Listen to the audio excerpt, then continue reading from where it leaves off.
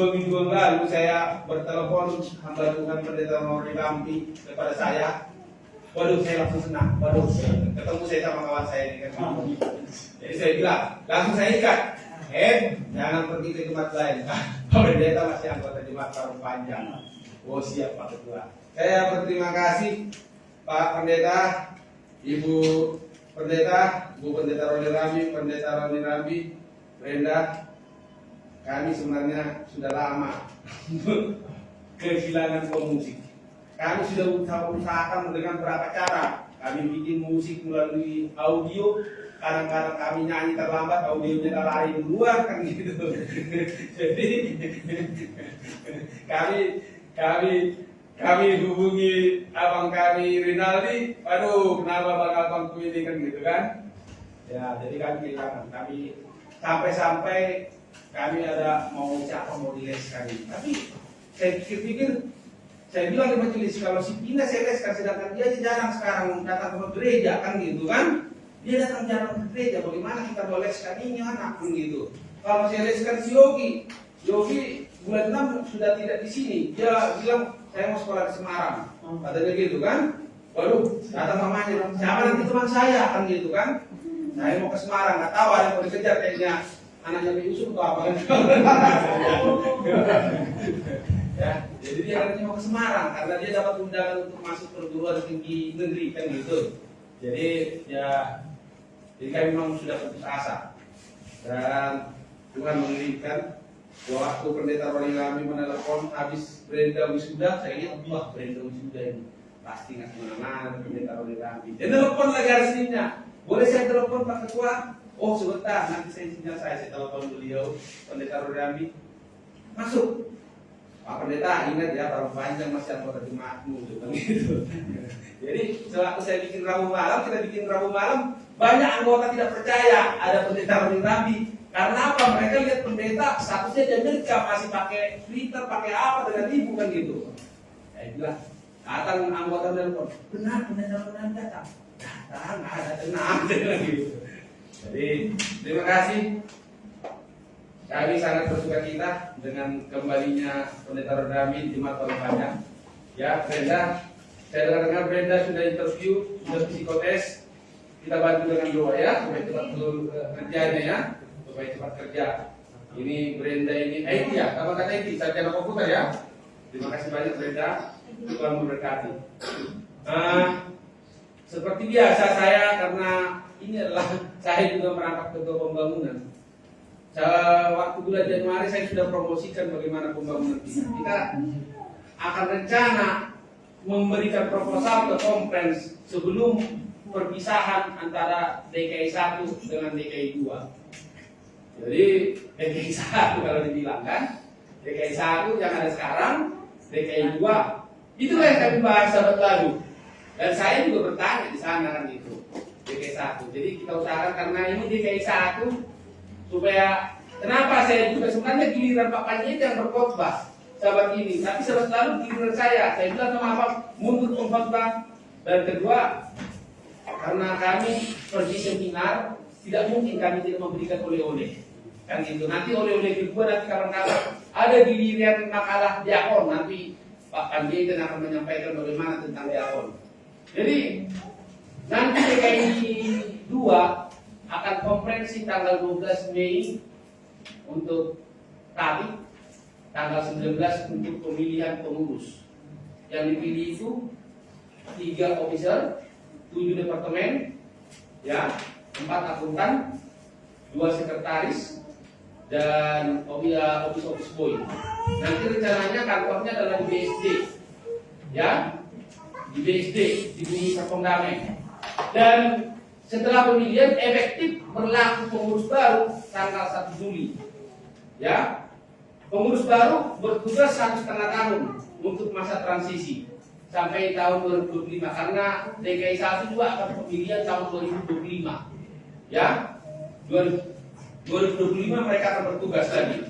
Jadi 1,5 tahun dikasih kesempatan untuk mempersiapkan ya pematangan pengurus departemen-departemen yang ada di DKI 2. DKI 2 itu terdiri dari Jakarta Utara, Jakarta Barat, Tangerang Selatan, Tangerang, Banten, dan Depok. Ada sekitar sekarang jemaat yang ada di jemaat Kompres DKI Jakarta itu ada 182 jemaat, tambah dengan cabang sekolah sahabat. Nanti di DKI 2 ini ada 82 jemaat, ya. Ditambah tadi satu Kebayoran. Kebayoran akan bergabung dengan DKI 2. Alasannya adalah dari segi pertimbangan perpuluhan dan ke apa ya, supaya bisa bergerak. Dan saya akan dengar juga akan dibangun rumah sakit Advent di Tangerang. Ya, kita tetap bantu. Itu makanya alasan dibuat DKI 2 itu adalah untuk mempercepat ya penginjilan. Ya, penginjilan. Jadi itu informasi yang kami dapat, ya. Ini dibahas kami mulai dari pagi sampai malam. Tidak ada istirahat, tidak ada coffee break. Kami bilang, mentang-mentang orang-orang Advent nggak ada coffee breaknya nih. Dulu kayak panas terus kan gitu. Nah, kami dengan Pak Panjaitan, istri saya, kami ke sana. Jadi efektif DKI 2 itu tanggal 1 Juni, tapi direncanakan tanggal 12 Mei dan tanggal 19 pemilihan.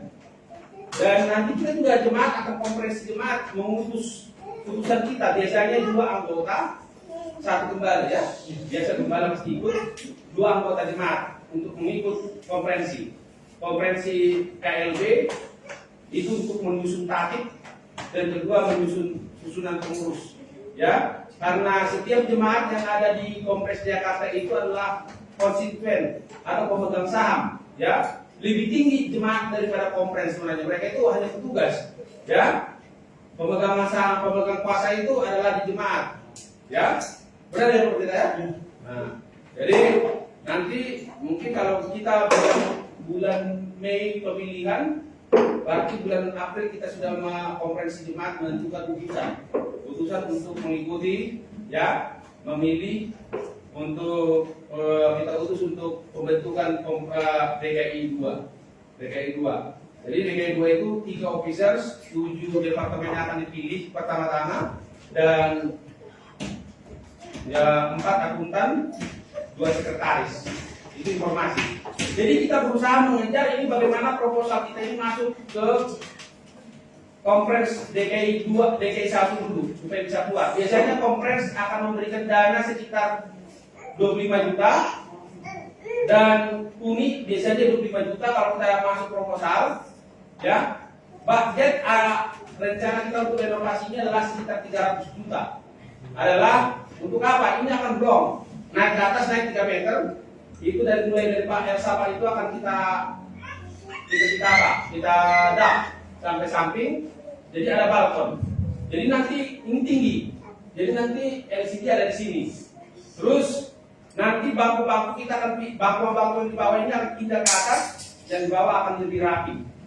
Dan kita akan menyiapkan audionya karena nanti di atas itu adalah ruang kaca. Jadi untuk menjaga kenikmatan perbaktian, anak-anak nanti bisa tinggal di atas. Mereka juga bisa mendengarkan khotbah, melihat khotbah tanpa tidak ada lagi yang bisik-bisik di bawah. Ya, kalau anak-anak tidak ada yang berisik, orang tua pun jangan berisik, tidak akan berisik karena perlu kita hikmat untuk perbaktian. Nanti pagar juga akan kita perbaiki, itulah budgetnya sekitar 300. Jadi gambarnya memang lagi saya sampaikan kepada ketua jemaat BNI karena BNI itu dulu induk kita. Dia kebetulan Pak siapa Pak Pendeta ya, yang insinyur itu. Ada tuh ketua jemaat BNI. Saya minta tolong bantu buat gambarnya karena ini harus disuntik dengan tiang-tiang. Ya, disuntik tanpa harus merobohkan, suntik dengan tiang-tiang. Jadi mereka lagi gambar dengan anggaran sekitar 300 juta. Nah, bagaimana dapat 300 juta itu? Itulah usaha kita. Kita di majelis sudah kemarin Pak Pendeta sudah bilang kita coba mulai berpikir komitmen.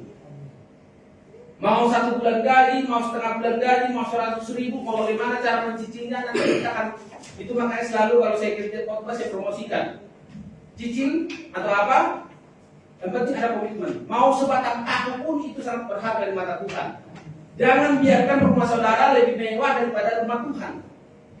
Pelajaran yang kita ambil daripada Abraham adalah setiap dia pergi ke satu tempat yang dibangun adalah pertama-tama adalah rumah Tuhan. Kami hari tidak punya rumah, mau kontrak kami. Tadi saya bilang, udah akan terlaksana. Jadi kalau boleh, ini akan terlaksana di tahun-tahun ini kita renovasi. Itu makanya kemarin dibilang mau cuci gorden jangan dulu kalau kita mau renovasi. Jadi kita kejar.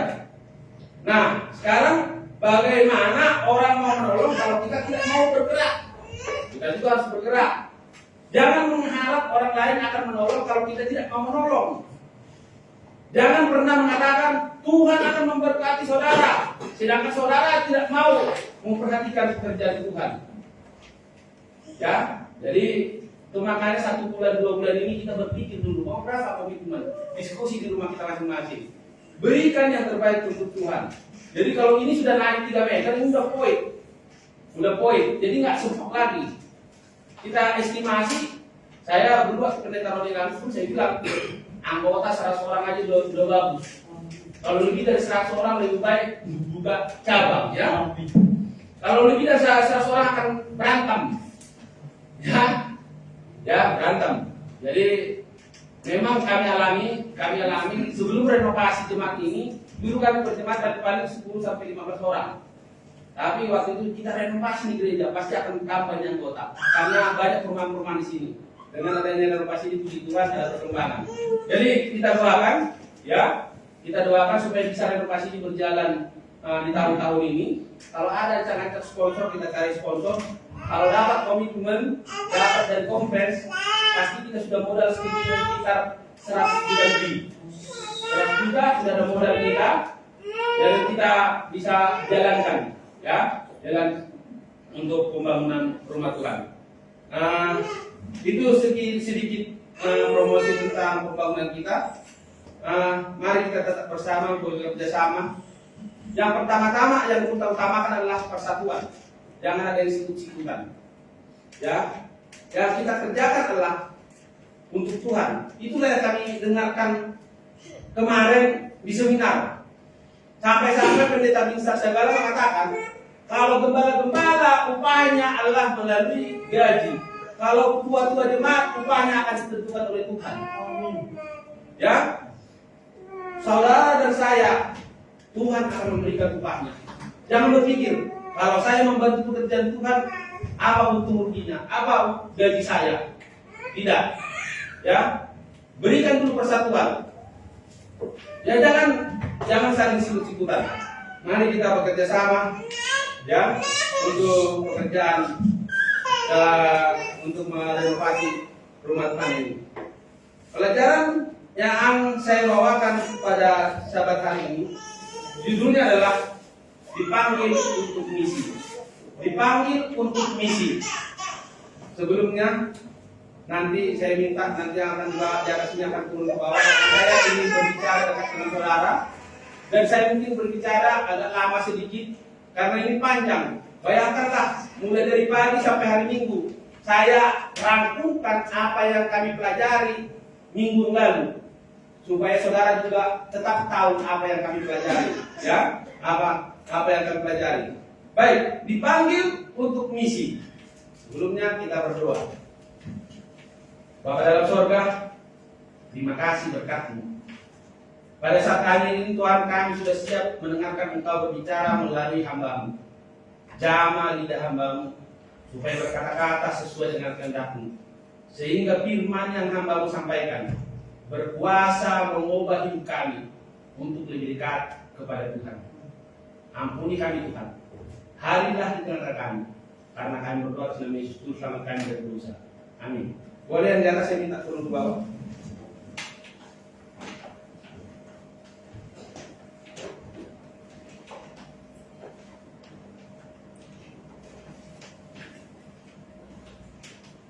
Baik, judulnya adalah dipanggil untuk misi. Mungkin selama kampanye, selama pemilihan presiden ini, kalau soal mendengarkan misi kita tidak asing lagi. Apa arti misi dan misi kita sudah dengar. Mau dari paslon 1, paslon 2, paslon 3.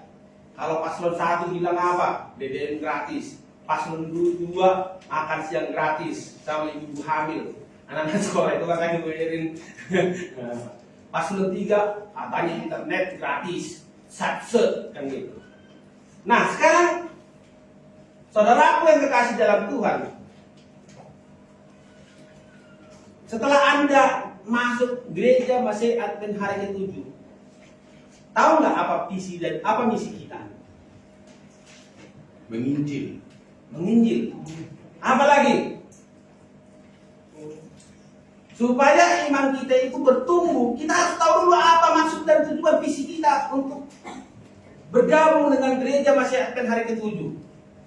Ya, dipanggil untuk misi. Sebelumnya, lanjut. Yohanes 15 ayat 16.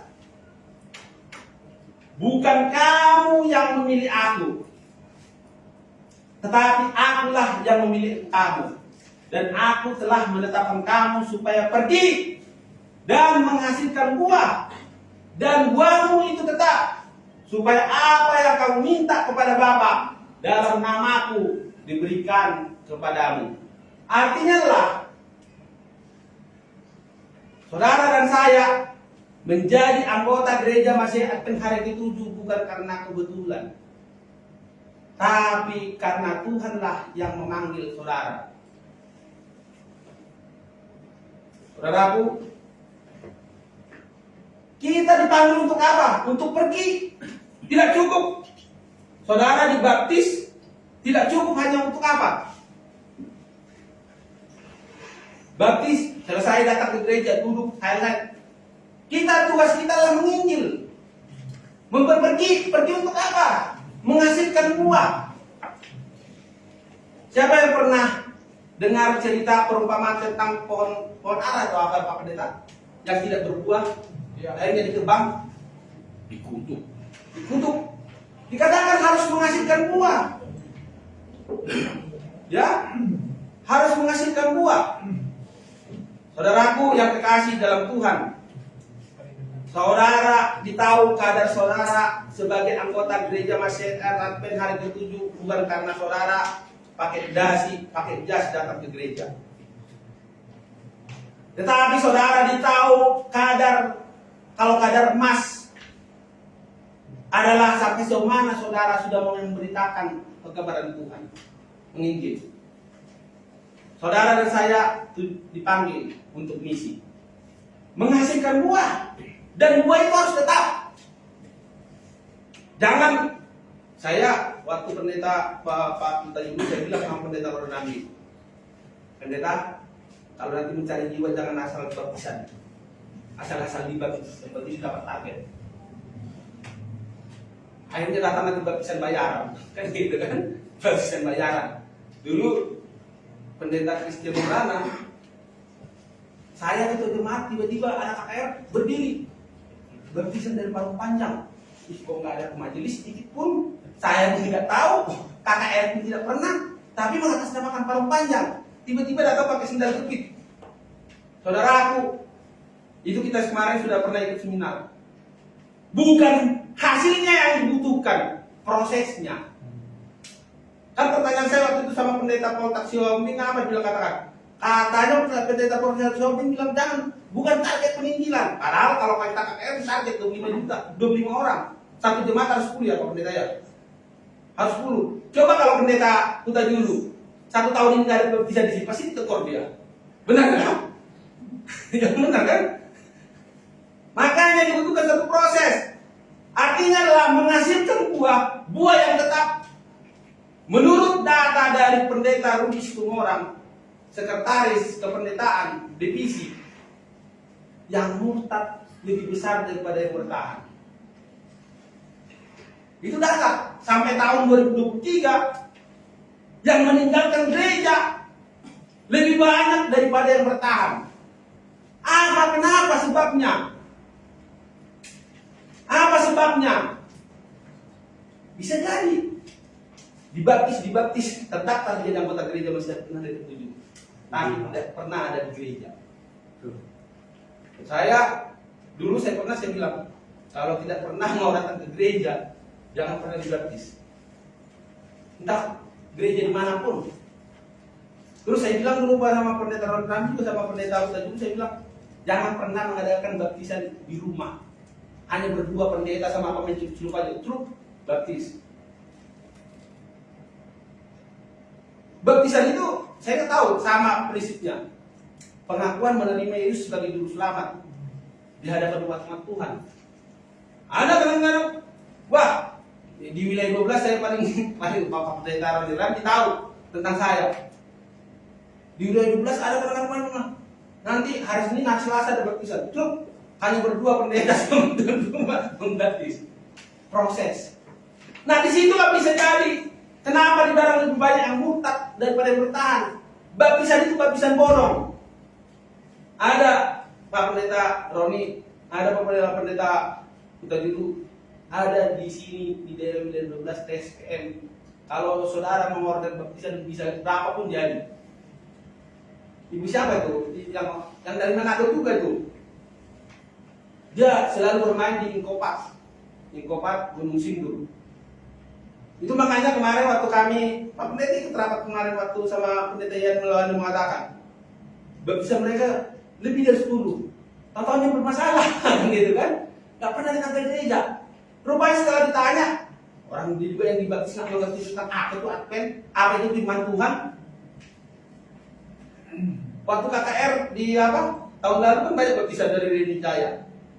Akhirnya mulai sekarang kami tidak akan melakukan itu lagi. Harus hati-hati kata Pendeta Yan. Jadi menurut data Pendeta Rudi semua orang lebih banyak yang murtad yang meninggalkan gereja daripada yang bertahan.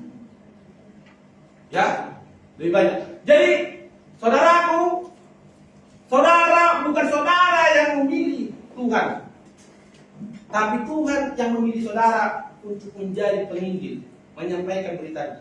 Untuk apa? Menghasilkan buah, dan buah itu harus bertahan. Saudara apa yang kasih dalam Tuhan, banyak sekarang gereja-gereja menjelang KKR atau mencari jiwa sebelum jadi baptis baik-baik. Halo selamat sahabat, salam semuanya. Tapi setelah dibaptis boro-boro, duduk dia sendiri situ, dibiarkan merana seperti tamu biasa dia. Cenderung kalau orang masih ada maksud dan tujuan baik banget, makan. Tapi setelah saya dibaptis, setelah semua bergabung dengan gereja masyarakat itu, boro-boro diperhatikan. Itu makanya kalau di kampanye kita bilang namanya ada Bapak Rohani. Saya Bapak Rohaninya Bapak Tim. Selalu tiap hari Jumat, Pak bagaimana? Waduh, kadang-kadang gini juga pikiran saya. Capek juga saya ya. Setiap hari Jumat saya bilang, oh maaf Pak Tuhan, kami tidak bisa ibadah. Maaf Pak. Kita ingatkan. Makanya perlu suatu apa? Saudaraku yang terkasih dalam Tuhan, lanjut. 3 poin penting di dalam misi, panggilan misi. Ya, saudaraku, ya, misi gereja Masehi Advent hari ke-7 ada 3 poin. 1, memanggil semua orang menjadikan murid Kristus. Memanggil semua orang menjadikan murid Kristus. Kedua adalah memberitakan Injil kekal. Ini kita udah baca di pelajaran di ayat bersautan, penggambaran 3 malaikat soal masalah doktrin nanti pendeta. Kalau saya memotivasi, mempersiapkan dunia bagi kedatangan Kristus kembali yang tidak akan lama lagi. Ingat Pak Pendeta apa dibilang Pendeta Sucianto? Kalau boleh tempel itu di gereja. Kalau gerejanya masih belum udah milik sendiri, tempel itu di pintu biar semuanya anggota mengetahui apa misi daripada gereja Masehi Advent hari ke-7. Misi gereja Masehi Advent hari ke-7 adalah memanggil semua orang menjadikan murid Kristus. Saudaraku yang kekasih dalam Tuhan, terima kasih ya kepada yang mendampingi saya, terutama Bapak Simbolon. Ini Bapak Simbolon ini guru tamatan keguruan dulu ya dari Universitas Advent Indonesia. Ini satu angkatan dari pendeta Pak Pahan dulu, satu kamar katanya dulu kan, satu kamar. Guru yang baik harus pernah menjadi murid. Jangan pernah berharap langsung guru itu jadi bagus kalau tidak pernah jadi murid. Benar ya? Kan kuliah dulu kan? Menjadi memanggil semua orang untuk murid Yesus Kristus. Memberitakan Injil, mempersiapkan. Lanjut. Memanggil semua orang menjadi murid itu dulu. Saudaraku kasih dalam Tuhan, jangan pernah bagaimana kunci kesuksesan untuk memberitakan firman Tuhan. Ketika Anda berbicara tentang Yesus, berbicaralah apa yang Kristus telah lakukan dalam hidupmu. Dan bukan apa yang telah dilakukan di zaman dahulu. Saudaraku yang kasih dalam Tuhan, saudara dan saya dipanggil jadi penginjil, bukan jadi pendongeng. Makanya kita selalu bersaksi. Kesaksian itu bukan kesombongan rohani, tapi hati-hati. Itu bisa jadi kesombongan rohani. Oh, saya bersaksi, biar ditahu saya begini. Ketika Anda berbicara tentang Yesus, berbicaralah apa yang telah Kristus lakukan terhadap dirimu. Gak mungkin dong saya menceritakan, oh Yesus itu baik, Yesus itu memberkati, sedangkan saudara tidak pernah mengalaminya. Bagaimana saudara mengalaminya? Harus mengalaminya. Harus menjadi murid yang baik.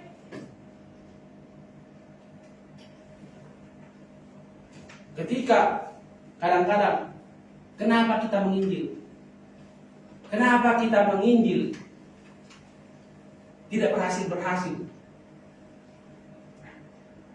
Jangan pikir begini, ada kadang-kadang prinsip. Yang penting udah kau sampaikan Injil. Soal itu nanti urusan Roh Kudus.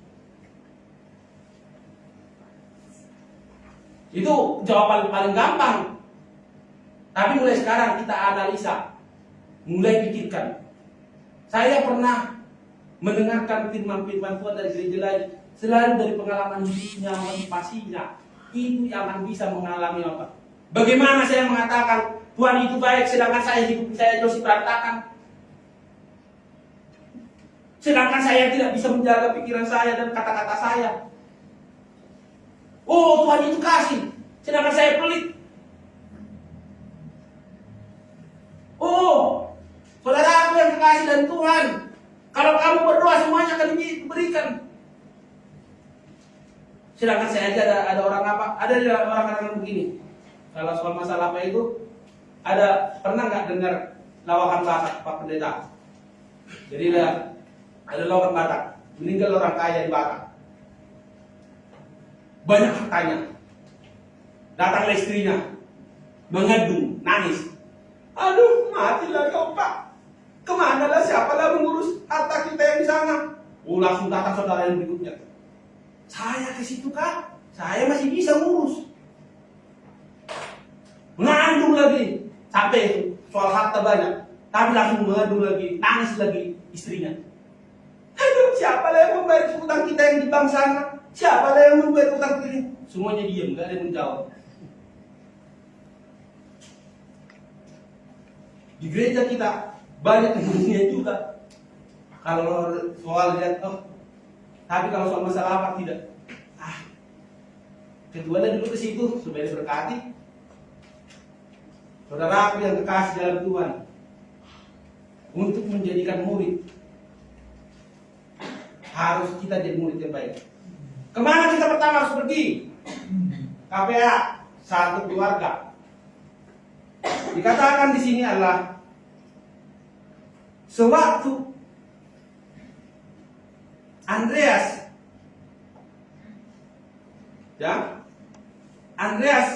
bertemu dengan Yesus, menjadikan murid. Kemana pertama-tama Andreas pergi? Ke siapa dia pergi? Andreas, ke Petrus. Ke saudaranya Simon. Nah, jangan pernah bermimpi kita akan sukses menginjil sedangkan keluarga kita yang saudara kita pun tidak pernah kita injili. Oh, itu pertanyaan kami dulu Pak Pendeta Ron Ramli. Ibu Pak Pahan mengatakan, saya kadang-kadang kalau menginjil ke keluarga saya susah untuk bertobat. Dia tidak akan bisa mendengar. Udah patah semangat duluan. Sampaikan firman Tuhan. Saudaraku, saudara dipanggil menginjil. Pergi kepada keluarga, saudara dulu. Anak-anak. Ya, lanjut. Yang berikutnya adalah memberitakan Injil kekal, pekabaran 3 malaikat.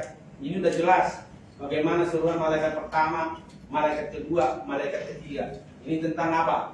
Pekabaran 3 malaikat. Ya, dalam Wahyu.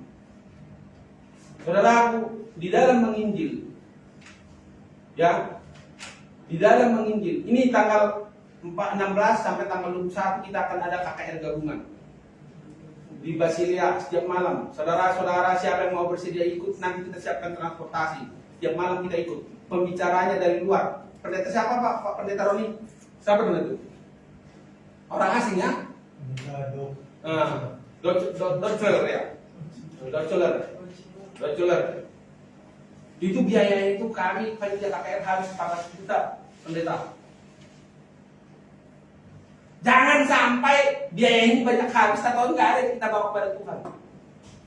Tanggal 16 sampai tanggal 21 mulai kita harus bekerja. Siapa jiwa? 9. Siapa jiwa yang akan kita bawa? Tahu Basilia dekat. Gading Serpong, gedung mewah. Itu gereja katedral.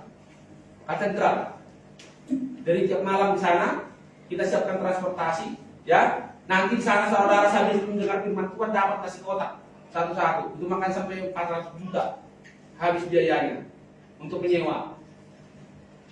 Saudaraku, saudara dan saya dipanggil untuk menjalankan misi, ya, memberitakan pekabaran Injil kekal. Saudaraku yang hadir saat ini, semuanya kita tidak cukup hanya dibaptis, datang dibaptis, duduk. Kalau dikatakan dalam firman Tuhan, celakalah aku kalau tidak menginjil, kan gitu. Ya pendeta ya? Di mana terdapat pendeta Aroni? Celakalah aku kalau tidak menginjil, kan gitu.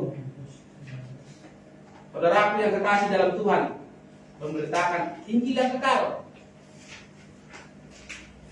Ya, berikutnya. Mempersiapkan dunia bagi kedatangan Kristus yang tidak lama lagi. Tadi saya sudah katakan menurut pendeta Roni semua orang banyak anggota-anggota yang murtad. Kenapa? Bisa jadi karena proses waktu perekrutannya salah.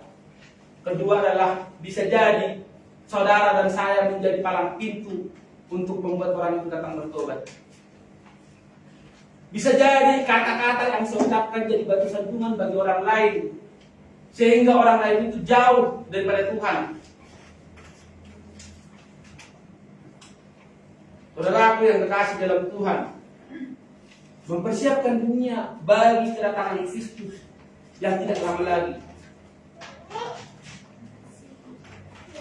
Kalau di minggu pagi kami, waktu itu pendeta Joram memberikan pelajaran bagi kami bagaimana tugas-tugas diakon dan gembala jemaat. Nanti kita akan dianjurkan harus membentuk tim perlawatan, melawat. Rahasia melawat adalah apa dikatakan? Melawat itu adalah, saya kasih rangkumannya, bagaimana cara melawat yang benar. Bukan ngerumpi. Dengarkan keluhan, dengarkan permasalahan daripada anggota lama jemaat yang Anda lawat. Kedua adalah, jangan pernah melawat lebih dari 2 atau 3 orang. Jangan rame-rame. Kadang-kadang bisa jadi berat tuan rumahnya. Ketiga, jangan pergi mengharapkan melawat. Wah, kalau di rumahnya Pak Panjaitan kalau melawat nanti pasti dikeluarkan makanan. Jangan lagi lapar. Terus, saudaraku yang kekasih dalam Tuhan, melawat. Dalam melawat. Ya, kalau saudara sudah mendengarkan, biarkan anggota itu percaya kepada saudara. Tahu nggak percaya? Oh, sehingga saya percaya, contohnya datang Pak Pendeta ke rumah saya. Sehingga saya bisa curhat kepada pendeta permasalahan saya. Dan pendeta dan siapapun yang melawat harus menjaga rahasia daripada perlawatan itu. Bukan langsung begini, melawat habis itu datang istrinya, apa tadi dibicarakan? Oh, rupanya dia begini. Akhirnya datang istrinya, bicara lagi dengan kota lain. Hanya rahasia kita ya, jangan kasih tahu orang. Akhirnya besok-besok orang yang dilawat itu karena sudah tersebar di gereja, permasalahannya dialami, nggak datang ke gereja. Bisa jadi meninggalkan Tuhan. Ingat, sekarang internet di gereja masih ada HP hari ke-7 yang paling lancar. Mau kesalahan dari Indonesia Barat, Indonesia Timur pun di HP paling cepat. Ada, saya selalu dimasukin kalau nggak tahu itu ada grup kedua dimasukin. Nama saya, langsung saya keluar. Gosip-gosip semuanya nih. Saudaraku yang kekasih dalam Tuhan, memelihara jiwa, melawat, menginti, melawat. Kalau saudara melawat, bukan bertanya kenapa tidak datang ke gereja tadi, begini. Bukan begitu. Rupanya salah selama ini prinsip kita melawat. Datang, dengarkan keluhan. Yakinkan bahwa saudara yang saudara itu percaya kepada saudara, sehingga dia bisa curhat, sehingga dia bisa keluar daripada pokok permasalahannya dia. Setelah dia curhat, jangan beberkan kepada orang lain. Saudara yang kasih dalam Tuhan, saudara diakon dan diakones, semuanya kita.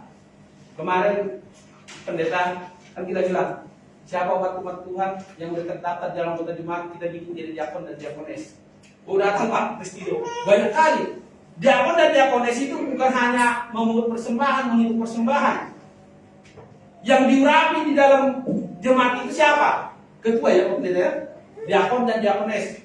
Kalau pemilihan pegawai jemaat pun kemarin dikatakan menurut peraturan gereja lah yang dipilih pertama-tama ketua, kedua adalah diakon dan diakones. Benar ya pendeta ya? Bukan bendahara jemaat, bukan sekretaris jemaat, bukan departemen ini. Karena apa? Karena mereka ini yang diurapi. Tadi kita sudah belajar, sekolah sahabat, diurapi, diberkati oleh Tuhan. Jangan kalau saudara dan saya sudah dipanggil, sudah diurapi, jangan pendam pengurapan yang saudara berikan. Beritakan Injil itu kepada orang lain. Penginjilan bukan hanya tugas pendeta, bukan hanya tugas ketua, tugas kita semuanya. Karena ini kayak dalam misi kita Allah, dia apa? Menjadikan murid. Saudaraku, mempersiapkan kedatangan Yesus yang kedua kali. Kedua lah, ada lagi. Kita ini masalah bendahara. Oh, bagaimana peningkatan perpuluhan dan persembahan. Saya nggak tahu ya. Ada dulu ketua, ya, ada dulu apa? Pendeta mengatakan bagaimana tentang persepuluhan. Jangan pernah berkhotbah percaya kepada Tuhan, sedangkan kita tidak pernah memberikan perpuluhan. Jangan pernah mengatakan, oh, apabila apa nanti akan diberkati. Ya, saudaraku yang terkasih dalam Tuhan, mempersiapkan dunia untuk kedatangan Yesus yang kedua kali. Kalau di ketua saya pernah dengar di Pak Pendeta, ini ada 2 gembala jemaat saya jadi berkhotbah di 2 gembala, di 2 pendeta ini. Agak berat juga, kemarin saya jadi Tuhan juga. Tapi saya langsung pikir ini tadi malam, masa saya berkhotbah di pendeta Roy Nabi? Anggap aja bro saya itu teman saya dulu kan gitu. Ya, kalau pendeta anggap teman sejawat. Saya pernah waktu terpilih jadi ketua jemaat, apa yang dinasihati oleh bang saya? Kalau kamu jadi ketua jemaat harus jadi contoh. Kalau kamu sudah mengenal firman Tuhan, harus jaga kata-kata. Karena kamu adalah jadi contoh. Itu makanya sampai dikatakan abang saya, kalaupun makan, jangan pernah kamu makan duluan. Semuanya anggota makan. Baru kedua, kalau ada pendeta mengingatkan, biarin anggota dulu makan.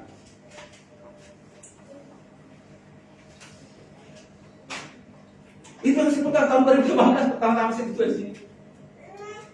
Jangan pernah kamu makan duluan anggota. Saudara aku yang dikasih dalam Tuhan, bagaimana kita mempersiapkan dunia, persiapkan diri kita. Kalau kita sudah mengetahui kebenaran, lakukan kebenaran itu. Kalau kita sudah mengetahui firman Tuhan, hidup kita harus mau dirubah. Kalau jadinya begini, kalau pendeta Mandolang dikatakan reformasi, itu ada khotbah Sabat. Kalau hidup saya masih begini, tidak sesuai dengan firman Tuhan, reformasi. Kalau hidup saya masih suka ngegosip, reformasi diri saudara. Kalau diri saudara masih suka marah-marah, reformasi. Kalau saudara masih suka baperan, dikit-dikit baperan, akhirnya dikit-dikit baper, besok pindah ke jemaat sana. Saudara aku yang terkasih dalam Tuhan, setiap gereja punya masalah masing-masing. Jangan gara-gara ada masalah langsung lari, pindah.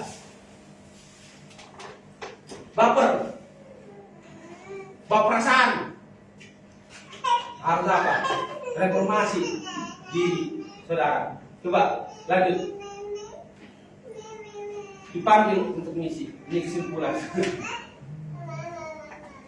Saudara aku yang terkasih dalam Tuhan, saudara dan saya tadi seperti ayat dikatakan, ayat di atas dikatakan, bukan kamu yang memilih aku, tetapi akulah yang memilih engkau. Saudara menjadi gereja, anggota gereja Masehat Penghari ke-7 bukan karena kebetulan, tetapi karena Tuhanlah yang memanggil saudara. Tuhanlah yang memilih saudara dan saya.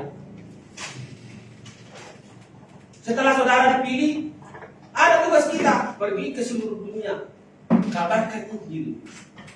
Perintah itu ya, Pak Pendeta ya, di Matius 28 itu ya. Pergilah ke seluruh dunia, kabarkanlah Injil. Tidak cukup hanya kita duduk berpangku tangan, yang penting saya datang ke gereja. Kemana kita harus mengabarkan Injil? Kabarkan kepada saudara terdekat, ke teman, keluarga, tetangga. Bagaimana supaya pengabaran itu bisa efisien? Yang saudara ceritakan itu adalah cerita apa pengalaman hidup yang saudara hadapi berjalan bersama dengan Tuhan. Jangan pernah bercerita dongeng. Karena itu akan lebih berdahsyat sehingga pengkabaran yang saudara dan saya sampaikan, saudara dan saya panggil untuk menginjil, untuk visi, membawa orang menjadikan murid, mempersiapkan menginjil, menyampaikan pengkabaran 3 malaikat. Saudaraku yang kasih dalam Tuhan, dalam kita mendengarkan firman Tuhan pada saat ini, mari kita coba introspeksi diri kita, sudah sampai di mana. Saudaraku yang kekasih, saudara, kadar keimanan saudara bukan karena dilihat sampai sejauh mana, mulai dari berapa tahun saudara menjadi anggota gereja Masehi Advent hari ke-7. Kadar keimanan saudara yang akan dinilai Allah sampai sejauh mana saudara sudah menginjil, menyampaikan firman Tuhan, memberitakan kebenaran, membawa orang menjadi murid, menginjil, menyampaikan Injil kekal, mempersiapkan kedatangan Yesus yang kedua kali. Saudaraku yang terkasih dalam Tuhan, kalau pendeta Runi mengatakan akan banyak murtad, lebih banyak murtad daripada menurut data ini per tahun 2023. Mulai kita saling menjaga, karena kita ditunjuk untuk dipanggil untuk misi Allah. Misi Allah menjadikan murid, menyampaikan Injil kekal, mempersiapkan kedatangan Yesus yang kedua kali. Saudaraku, sebagai kata penutup, ya, yang penting di sini adalah ketekunan orang kudus. Berkabaran 3 malaikat, saudara dan saya dipanggil untuk melaksanakan misi. Saudara itu jangan mengintip itu, jangan panas-panas apa katakan itu. Panas-panas apa bilang Pak sebelum ayam. Hari ini semangat, tapi besok boro-boro lagi. Ya, ketekunan, orang tekun, orang kudus. Yang kedua adalah saudara dipanggil untuk misi. Yang dibutuhkan dari saudara itu adalah penurutan. Seperti apa yang selalu pernah saya khotbahkan, katakan, kenapa hanya satu pohon yang ada di tengah-tengah pohon itu hanya dilarang? Kenapa nggak semuanya? Kenapa? Sedangkan apa? Yang dimau dilihat Tuhan adalah penurutan daripada Adam dan Hawa. Ketiga adalah iman. Iman kita hanya kepada Yesus Kristus. Tidak ada iman kepada yang orang lain. Iman kita hanya kepada Yesus Kristus. Sewaktu saudara pergi menginjil, imani bahwa saudara itu adalah diutus oleh Tuhan untuk misi. Saudara dipilih oleh Tuhan untuk menyampaikan kebenaran Tuhan. Demikian firman Tuhan yang bisa saya bawakan pada sahabat hari ini. Saya bawakan firman dalam nama Tuhan Yesus. Amin.